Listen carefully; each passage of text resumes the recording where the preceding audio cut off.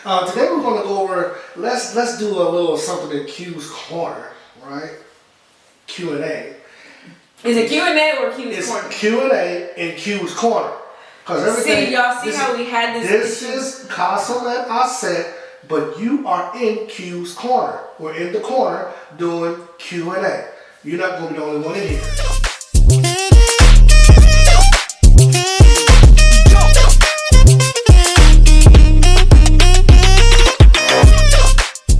Other people here. It's not all about you. But anyway, we're doing what's called a check-in. Yeah. Let's check in. We're going to do a check-in at the beginning of the year, first Saturday of the year, and a lot of times people do a lot of reflection. They do a lot of goal setting, stuff like that. So, how are you feeling today? Honestly, how are you really feeling? You go, then I go, and we'll collaborate as to where we want to, what we want to say, how we're feeling today. Our first Saturday. This is probably like our third little podcast here. I'm loving spending time with my daughter. How about you? What you got going on? Well, I did just wake up from a nap. Okay. Okay. How was that nap? It was needed. I actually had a nightmare. Someone's trying to get me in this house. A nightmare in the daytime. Okay. All right. We'll keep on moving with that one. Mm-hmm. Someone trying to get you in the house. All right. Mm-hmm. But overall, my year's off to a pretty solid start. Why is that? I heard you was upstairs talking about you got some good interviews, some good news. You was up there yelling and screaming. Tell us about that. What was I yelling and screaming about? Was it because of my callback? Yeah. Oh, yeah. Yeah, I got excited for a little callback. That's the whole actor, actress. That's part of the process. First, you put out that you would like to audition for a role in whatever else. Okay. Oh, actually, to confirm.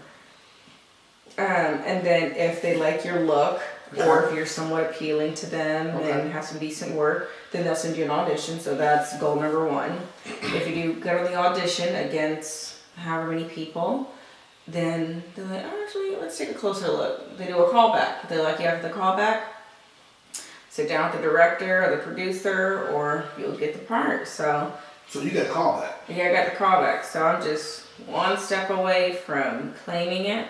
Already a good start to the year. Have you already claimed it? Have you already said that's my part? Manifestation. Have you already said that? Have you put it out there? Oh, I didn't know if you were done talking. I didn't want to interrupt you.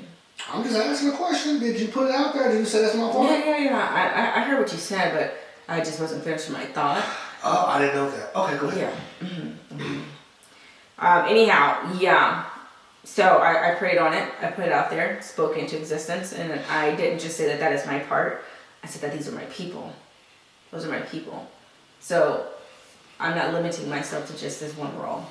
It's for whatever roles they have in the future as well. So I did put that out there. Does that answer your question, Mr. Sitar? Answers my question. That's all about you. Did it answer you guys' questions? Okay. Mm-hmm. Is your thought finished? Yes. Okay, that's good. Well, how was your congratulations. Thank you, Dad. How was your week or your first full week?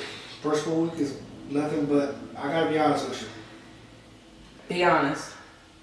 It feels unreal that everything's just going so well. I've learned to look at things I do have versus things I don't have. I guess I got my health. You guess. Yeah, I'm feeling good. I'm hoping. So you just said that important word, manifest. You gotta speak that power to it. That's true. I'm feeling good. I got food. I got shelter. I got clothing. This is the beginning of the year. I got some things I want to get done at my job. I got some things I want to do with my business, and I just feel really good about it.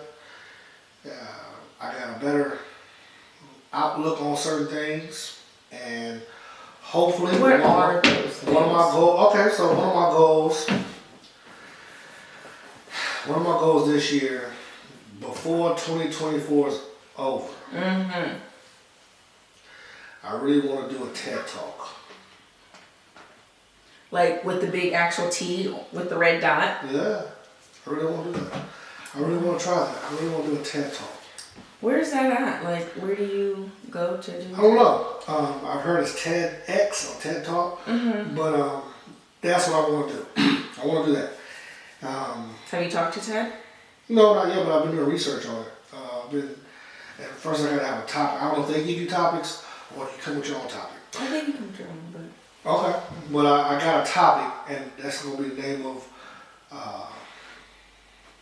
my book that I'm coming out with. I want to come out with a book. What's wrong? no, I thought I heard some movement. Oh. So, yeah, I want to do a TED Talk. And I've been wanting to write a book. And hopefully, I've kind of started on it, but I want to get real serious with it. I have to look at myself, hold myself accountable more, and do this and get this ball rolling. So, I'm sorry, go ahead. No, Oh, but that's finished? Okay. yeah. You said that you have a topic. Do you want to share that topic with Yes, us? yes. And here's how it is. From what I understand about the difference between conversations and discussions. Right? Matter of fact, let me ask you this. What do you think the difference is between a conversation and a discussion? Because I didn't know until I looked it up. I think a conversation actually involves two people. Well, I mean, they both involve. Well, no. It involves like two people. Like right now, like we're having like a conversation, Okay. back and forth, Okay. response and initiating. Okay. Whereas like a discussion, someone could just put. It could just be you by yourself making a video. You just put something out there, and it could, start a discussion amongst the community or amongst. Oh, that's interesting. I never thought about it like that. Okay. I didn't look at it that way. What did you look up? Or like, Well, I didn't look at it that way, but when I looked it up, from what I gathered was that a conversation, like you said, is between just talking with two people, two people, one or more people, just having a general conversation, just talking about something. But a Right. discussion is when something's more important and you have rules to have an open discussion about, kind of like maybe like a facilitation or something like that, to where you narrow it down from the conversation to have a discussion about vacation. Now we have a discussion on what we're going to do on vacation. Like, let's say we have a conversation on, hey, what we're going to do at the end of the year, family-wise. And we'll say, well, hey, let's take a vacation. Okay, now let's have a discussion on what that vacation looks like. You understand what I'm saying? That's what I gathered from it. Okay. So it's like a conversation happens first, and then it's a discussion. So a conversation transforms into a discussion? Yeah, depending on, from the specifics of that conversation, it transforms into a discussion because it's more serious now. Now it's more important. And that's what I wanted to kind of lean that towards. The topic I want to do a TED Talk on would be needed conversations. Not needed discussions. Needed conversations first. That's one of the needed conversations. Or does it have to be a discussion as well? And, kind of like not maybe a play on words, but asking a question within a question. Because some conversations I think we need to have, but then after that, let's have a discussion. Now let's have a discussion. Okay, I see what you're. If that makes sense. It makes sense in my head, but when it's more important, it now is a discussion because sometimes people don't realize when you have a meeting, there's an actual way to have a meeting. You have someone writing down notes. You have a certain time limit to bring up your point. A lot of people don't know that there's rules to having an actual meeting, right? They think a meeting is just sitting down, just talking about stuff, right? But no, there's actual guidelines in having a meeting. So I think that's what I want to have, meaningful conversations. For your TED Talk? Yeah. Okay. Yeah. That's a great goal. It's a big one, actually. It's a very big one. Do you know where they host these TED Talks at? I don't. I have no idea. You should I follow just them know on one person that actually done one. But he didn't think much of it, but I'm sure it's not hard. Me looking at it, the venue, it looked like it might be somewhere like in California, so I'm not sure. But I think that type of information is quite easy to honestly follow, to find out, because when it comes to putting your message or being on big platforms like that, It's honestly all about who you know. Hmm. It's really all about who you know. Okay. So And- now that you know that person, have you contacted him or her? Well, he's done one. He's not in charge of it. He did a TED Talk years ago. He did a TED Talk. Right, like on the red dot. Yeah. Right. So have you talked to him about, hey, where did this take place? Was there Actually, any fees? I did not. That is your most valuable resource, actually. I think. That is true. I like that. Yeah, that is a good resource. He's your most valuable resource. So call him up. I'll call him up. Be like, hey, just so you know, this is the mayor's daughter. I truly, I valued your opinion, and I put a little razzle dazzle, put my British accent on there, and then, boom, bam, bam. Bam. Okay. Boom, bam. Bam, boom, bam. All right. Well, that's me. I got and I want to get more active with the Global Chamber of Commerce. I've been a member for about a year, but So I am the mayor's daughter, for real. I want to get more. So we active didn't lie with to the them. Global Chamber of Commerce. Where? It's here in San Antonio. It's called the Global Chamber of Commerce. I'm finna tell him I'm the mayor's daughter. Mayor? No, I'm not. No, but anyway, That's what that means. that's Chambers, commerce. That's what that means. that's actually something that you might want to look into. Oh no, they don't want me on board. Those networking events, those committees and stuff like that, which is really good because those people know a lot of other people. So you might They might shut me down with my record. So never know. Never know. It's just something to look into. if they help ex-felons, then I'll be willing to, take a stab at it. But Ex-felon taking a stab at it. Okay. All right. Okay. Well, play on words. play on words. Yeah, take a stab at it, ex-felon. And see where that goes. So, but that's how I'm doing, and hopefully that goes somewhere. I want to be more productive this year than I was last year, with more positive attitude, a better outlook on life. So that is where I'm at right now. I'm feeling good, been blessed, and we'll see where that goes in a couple of months. Probably talk about it. Well, thank you for sharing, Father. There's one thing, I'm hearing you lay out your goals, your ambitions for 2024, which is great. Something that I would challenge you with, and it's something that I'm actually challenging myself with, is not just laying out goals, but creating small habits. Small habits, because those habits are going to truly lead you to your goals and beyond. Give me an example. Oh, okay. Because I'm picking up what you're putting down. You're picking it up. But I want to hear an example of just give me one little habit. Yeah, of course. So, for instance, for me in the entertainment, arts industry business, one habit of mine or one goal of mine is to, have 10,000 followers on each social media platform. But a habit that I need to develop is consistency, like through and through consistency, regardless of how I'm feeling. I used to enjoy reading. Ever since, growing up in Kentucky, Georgia, everywhere else, I loved reading. Mm-hmm. And we all know knowledge is power.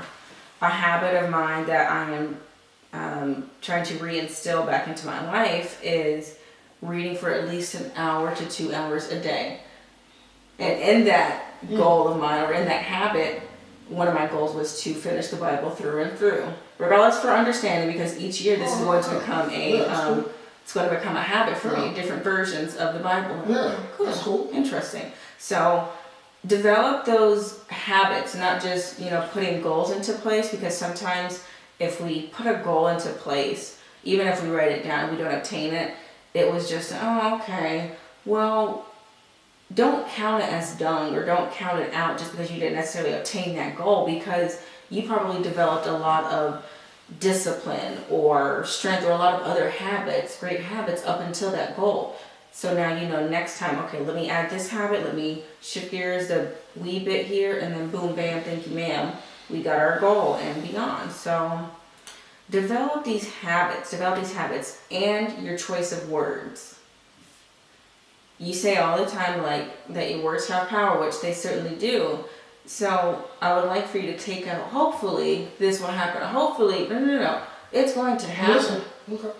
No, that's what I'm saying. No. Take out hopefully. Take out this, take out that.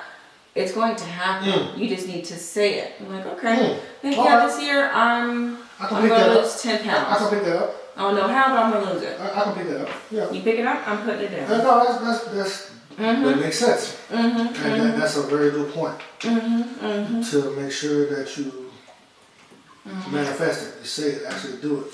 Yeah, I don't like this water. Can you buy some different water? I didn't buy that. Who did?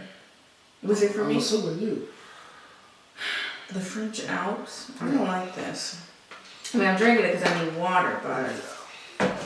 But that's a good point. I like that, though. Show us the words. Change. Because you know it affects our subconscious. It absolutely does. And I met with my life coach, and she was sharing that with me. That's a good point. And honestly, I think about that all the time, because even when someone says something negative about you, or they say, you know, I saw your picture, but yeah, you could do this, and I just said, you know, that person, he's so light skinned, or he's too bright, he was blinding me. But no, I'm just messing, I'm just playing. But people, when they do that, first of all, who said that? That you were so bright, like the sun. Like, what is this, Lil' Kim? Like, listen, all I'm saying is, when people do that, like when other people like make comments like that. Any kind of comment that's like, instead of someone saying something you look awesome, instead of saying uplifting, they say something like, I'm just playing. Just what you said, what people don't realize, that is subconsciously is all they know how to do, even though they know how to play it, and they put them words out there, but to them they might be playing, but really sometimes there's a little bit of truth in there's a little bit of truth, they're not really playing. And on the other end of that, the person receiving that, a lot of times people don't take into account of how that might affect that person. I don't care if we're friends, if we've been friends for years, if you've grown, or whatever the case may be. Sometimes you don't feel like hearing it. You just don't feel like hearing that type of stuff. Not even hearing it. Like, I'm sorry, go ahead, finish. Yeah, no, you're right. Sometimes people don't feel like hearing that crap because it's like, okay, we're not kids. Can we be serious? From here on out, for the next 60 days, can we just be serious? You know, stop playing. Like, you got 3 kids, Day. Like, yeah, you know, and it's like people say, well, I'm just messing with you. I'm just messing with you. And I lived through that crap. When I lived through stuff like that when I was married, honestly, and that's something that I realized later on that it wasn't always just messing with you playing, because that, you know, this stuff would just come up when we were around other family members, and I caught on to it, but it was a little dig. It was a little dig, and it was some truth. It was some seriousness from that person. That person meant it, but then when you call them out on it, it's like, I'm just playing. I'm just messing with you. Or you can't take a joke, or yeah. And I'm thinking to myself, well, dang, well, how much, you know. We only play around when we get around the family members. We only mess with because we don't do this one. Oh, you know what that's called? Hold on, because let me take off my jacket. Continue, because I got something to say. Go ahead. So when you brought up the fact of only bringing it up around like certain people, you know what we call that? What do we call it? A pick-me. So a pick-me is a pick-me? Like a pick-me person. So you know, like how growing up, like guys or girls, they would only act a certain way or say or do certain things that like you have shared like with your friends, like a vulnerable moment or whatever. But then they would bring it up like amongst other people. So like that's called a pick me, because you want the attention. You're being a pick me because you want the attention of who we're around now. So that makes sense. You want the attention. That makes sense. And you're trying to make yourself look better and make them in any way, shape, or form look bad. And like it, and it's like, interesting if that person is your mate, companion, friend, cousin, which is very interesting when you really say, well, what's the real reason why you're doing it? It's a self-image issue, and when you say something about it or you address it, that's why I really try and limit like the people who I speak to, like even like in a joking way like that, because I know how powerful words are. I'm not about to joke around saying, oh, you're a dummy, or you're this, no. You don't know how many times that boy has heard that. You don't know how many times that girl has heard that. And even if you are joking, like, again, that person may not want to hear, you know what that person's going through, and you don't know what type of self-image they have about themselves. and you're digging into And if them. you're their friend, family, or someone close to them, why would you do that? Why would you? What's the real reason why you do Because that? they have an issue with their self-image, so they want to. Misery loves company. Simple and plain. Misery loves company. Yeah. So it's just like, okay, well, I can't have you do it. Like you can do okay, but you can't do better than me. And What I can't keep. I have to go back to, which is that's a damn shame if it's someone who's close to you, companion, husband, wife. Why would you really do it? Because I've seen people who married and actually, like growing up, I used to hear my father's friend. No matter what they were talking about, if it was about cooking, about food, he would always say, "Boy, Brenda can't boil water." Wife, beautiful. Wife, freaking amazing. And I'm talking about every chance. did the guy saying that have a wife? Yeah, he had his wife is beautiful. His wife was my mom's best friend. And they was just, he would just always bring something up, just to, like you said, I think get attention. And I'm going to tell you something right now, to this day. That dude is still alive. All his friends are dead by himself. Brenda is living her best life. Oh. Freaking still beautiful, older, but Not with him. left him years ago. Because as we mature and get older, it's like, okay, I'm not saying like your life needs to be like a stick up your behind. You need to be serious 24/7. Of course not. But we aren't trained, and I say trained very lightly. We aren't taught how to have healthy boundaries, have healthy communication, healthy boundaries. healthy nothing, I like especially that. in the Black community. That's a whole other topic right there. Healthy boundaries. I like that. We talk about our entertainment is roasting or joning someone 24/7. It's like, okay, like get a grip. Yeah. You're working at McDonald's for crying out loud for $15 an hour. Like how hard is it to uplift that person? Like how hard is it? It's the same effect, right? Yeah. Like you gotta really say, just as easy as for you to say something negative, you can say something positive. Because imagine the effects that could happen. Right. Like you're actually getting nowhere by talking about that person. Absolutely. Good But point. if you guys were to uplift one another, could you imagine? You'd probably be the manager or the owner of McDonald's now, Jacob. And you can inspire that. Exactly, person. yeah. That's absolutely right. Because subconsciously, when that person's hearing, even as an adult, like you said, subconsciously, when that person's hearing something, that plays on them. Especially depending on who it's coming from. If it's coming from somebody like their husband or they mate, their spouse or whatever like that, imagine how that person really, really feels about that as hearing that all the time. And no uplifting. Like I didn't realize that until like later on, like after being in the military, that what we're talking about is actually little hints of jealousy. Because I like to consider myself a very humble person, no matter what I've achieved or what I've done.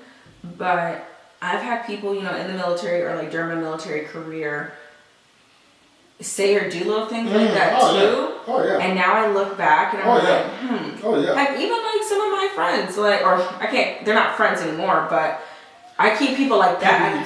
People you think are your friends. That's right. People you think are your friends. I can count on maybe 2 hands people who I could actually like talk to, and it's barely 2 hands who I could actually talk to and confide to, and who would understand the type of conversation we're having. Whereas someone who's not really mature, who is still struggling in life, and I mean in all aspects, not just financially, but like struggling just like in life, right?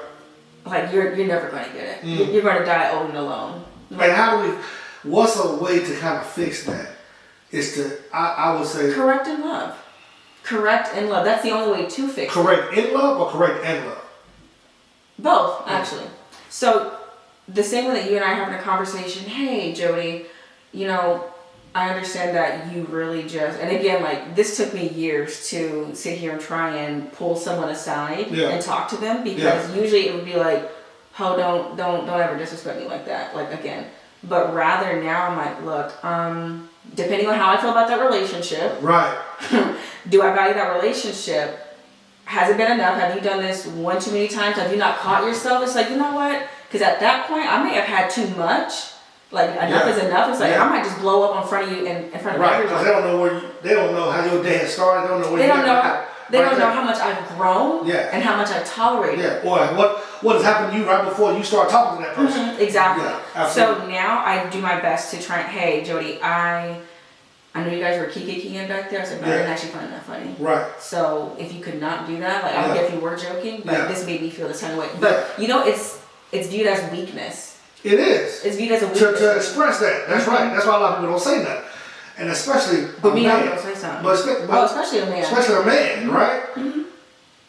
And can you imagine just, I don't want to go off canter, but imagine a man getting that from his spouse, his wife, and can't say nothing really about it because that's a double-edged sword because, you a man.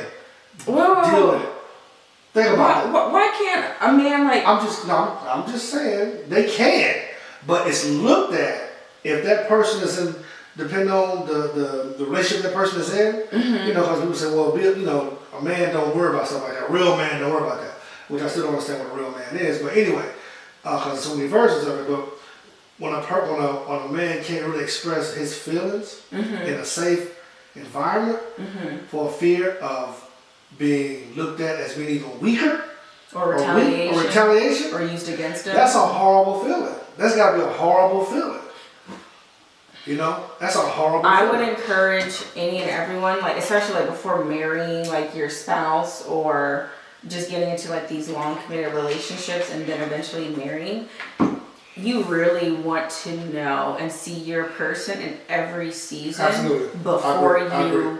But you don't really know that though at the beginning though. That's why I said every season.